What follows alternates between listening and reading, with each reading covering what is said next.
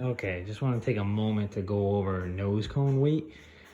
This is on a Mad Cow Pack 3 4-inch diameter. It's a large rocket, but it needed some nose weight. After calculating weight based on I motors around the I-212, even some H's, I found 4.5 ounces of BBs, which is what I use for nose cone weight, is what balanced this rocket to be stable, hopefully.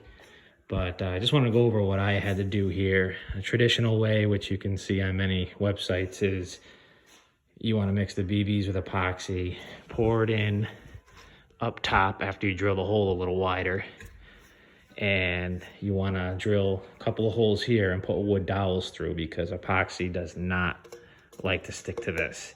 So in theory, the epoxy and BBs stick to the wood dowels that are right through.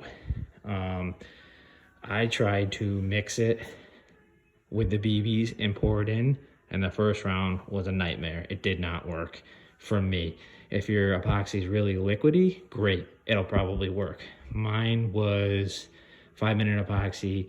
It was more like a toothpaste after stirring it pretty well, mixing it well. So what I ended up doing was, the little bits that got stuck in here on the inside the first time, I scraped them down so they fell down into there. We're good.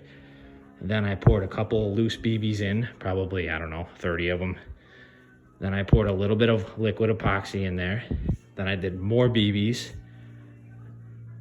a lot more BBs, and then a lot of epoxy on top of it. So it was kind of like a pancake. Epoxy, you know, BBs, epoxy, a lot of BBs, epoxy, and now it's got a nice layer of epoxy right over the top dowel.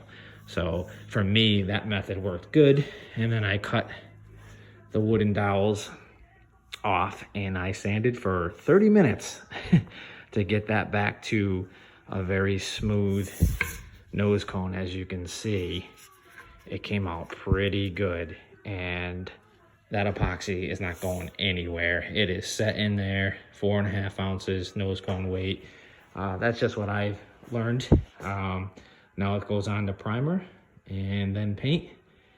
But yeah, just wanted to share. Thanks.